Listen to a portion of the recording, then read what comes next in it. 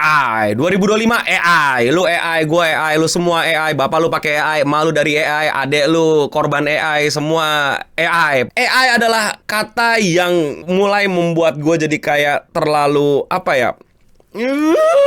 Dan baru-baru ini ada berita yang bikin gue makin kayak what? Baru-baru ini AI dikabarkan hamil.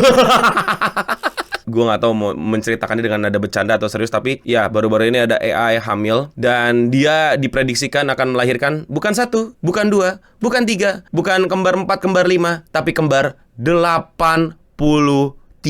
Yes, AI hamil 83 anak sekaligus. What? Why? But more importantly, how? Albania's AI minister is pregnant with 83 digital assistants, Prime Minister says. Ya, kita akan masuk ke sebuah era di mana AI sekarang bisa beranak dan menghasilkan banyak anak, dan anaknya sekarang 83 AI. Buat apaan aja itu? Jadi apa yang sebenarnya terjadi sama dunia? Kenapa tiba-tiba AI bisa beranak dan anaknya ada 83? Apakah besok ChatGPT juga akan melahirkan anak-anak baru? Apakah akan dihamili sama Sam?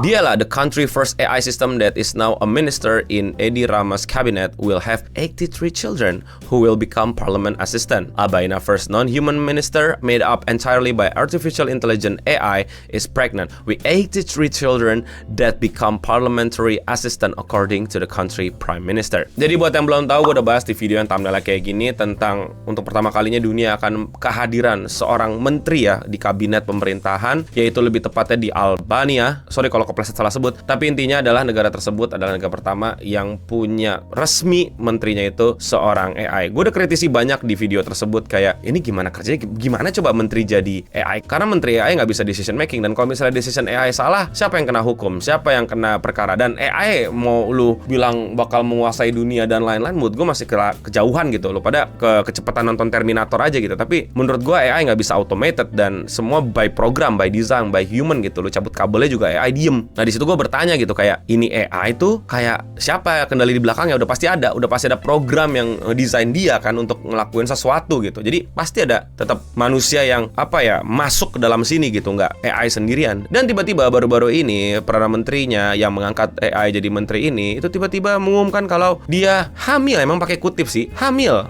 83 anak. Albanian Prime Minister Edi Rama told the Global Dialogue Forum in Berlin that the parliamentary assistant will participate in parliamentary session, keep notes on what goes on, and they give advice to members on how they should react to specific pieces of legislation. These children will have their mother knowledge regarding EU legislation and everything else, Rama said. This child will say what was said when the member is not in the hall, and if the member name was mentioned, and they have to counterattack someone who mentioned you for the wrong reason.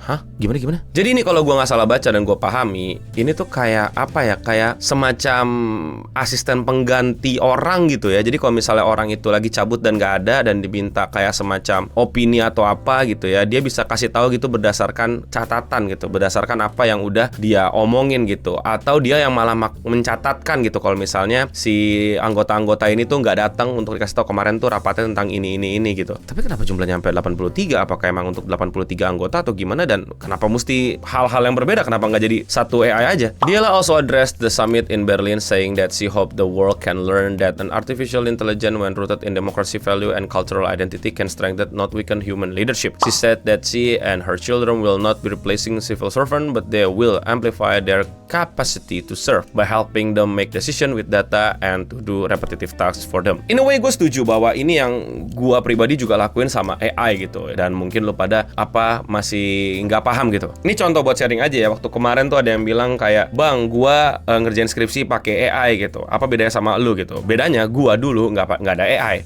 Ya tetap ada alat bantu. Contoh website Wikipedia dan lain-lain. Namun gua itu tuh pada saat menggunakan Wikipedia itu nggak kopas apa yang ada di Wikipedia terus gua paste ke situ. Terus udah gua penuhin halaman aja gitu. Gua mesti compile, gua mesti pilah, gua mesti dapetin banyak sumber selain Wikipedia. Dan habis itu ya gua buat dengan kata-kata gua sendiri dan gua tulis sehingga gua paham apa yang gua tulis karena gua dapetin dari A B C D E. Gua cerna dan ini hasil digest gua. Itulah bagaimana profesional menggunakan AI gitu. Mereka juga kalau ilustrator gitu atau fotografer gitu, itu semua AI dibuang, mereka masih bisa kerja. Nah, problem buat anak sekarang adalah mereka menggunakan AI itu bener-bener dari nol, sehingga ketika AI dibuang, mereka juga jadi bego gitu, jadi dungu, jadi nggak tahu mau ngapain, nangis gitu. AI aku mana gitu, nggak ada AI, nggak bisa, pusing, tolong gitu, kayak ya itu kekeliruannya. Dan in a way gue agak sepaham dengan apa yang dimaksud di sini, walaupun gue agak nggak setuju beberapa hal ya, yang dimana untuk mengulang-ulang tas-tas yang repetitif, yang emang mengulang-ulang, yang emang nggak perlu dikerjain dengan terlalu ribet gitu dan lain-lain, itulah emang fungsi AI gitu, memudahkan kita. Tapi lagi-lagi gue masih mengkritisi hal yang sama. Pertama adalah ini AI itu nggak diem, nggak otonom, dia ada seseorang atau ada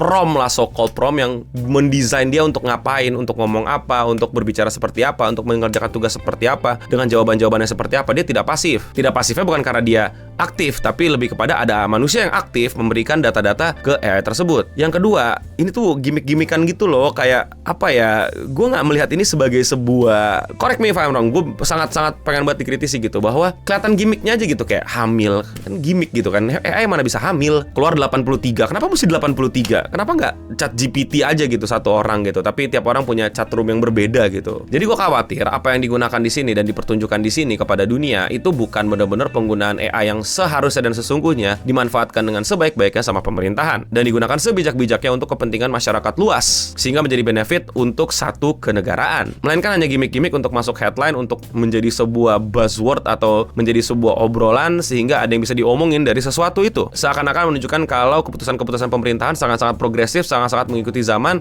sangat-sangat sesuai sama zamannya. Atau malah makin menunjukkan kalau sebenarnya pemerintahan, ini gue ngomongin secara luas ya, gue gak ngomongin sebuah negara, apa jangan-jangan menunjukkan kalau pemerintahan tersebut tidak capable untuk mengikuti dan beradaptasi dengan kemajuan zaman, tapi cuman pengen kelihatan ngikutin, sehingga terkesan seperti buzzword. Jadi terkesan seperti sesuatu yang gimmick. Jadi terkesan seperti sesuatu yang apaan sih? Albania nih, ayo kita ngomongin Albania, Albania. Kalau menurut kalian gimana? Ini terbuka nih gue untuk dikritisi. Menurut kalian apakah emang penggunaannya udah benar atau emang cuma gimmick doang? Atau AI gitu. Kayak kripto. Gue gak ngomong kripto deh. Blockchain itu menurut gue secara sistem itu gue suka banget. Bayangin deh kalau di di dunia gitu ya, ketika lu mau beli tanah gitu, lu mau beli tanah, beli bangunan gitu ya, lu nggak usah pusing gitu. Lu lihat blockchainnya sebelum dia itu belinya berapa, sebelum dia berapa.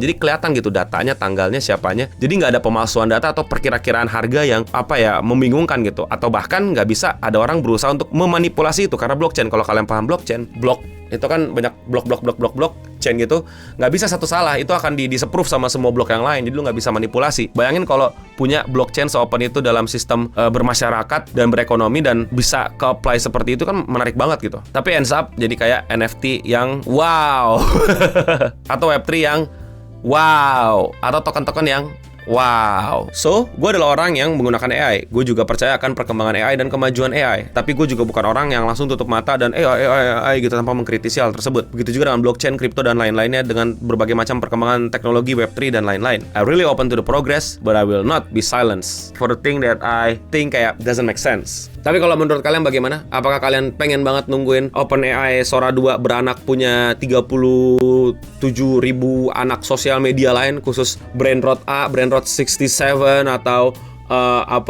deepfake, terus apalagi sih AI-an tuh, AI music tuh, Bakamitai, Tungtung Sahur. Capek ngomong. Komen di bawah. Kritisi gue juga, evaluasi gue juga di kolom komentar di bawah. Kalau kalian suka sama berita aneh kayak gini dan kalian mau support gue, lakuin dengan sesimpel klik tombol subscribe. Kalau udah, klik tombol like. Dan buat yang belum tahu, gue upload video sehari 1, dan tahun ini gue hampir lengkap nih 1 tahun gak pernah miss 1 hari upload. Wow, gila, keren banget gue. Makanya cek channel gue dan klik video menurut kalian belum kalian tonton. Dan jangan lupa follow gue juga di Instagram dan TikTok kalau misalnya kalian mau ngasih-ngasih bahan atau ngobrol-ngobrol sama gue, atau bang, bahas ini bang. Dan ya, sekian seputar internet untuk episode kali ini. Gue Nobening pamit undur diri, dan untuk kita semua, tarian anti AI.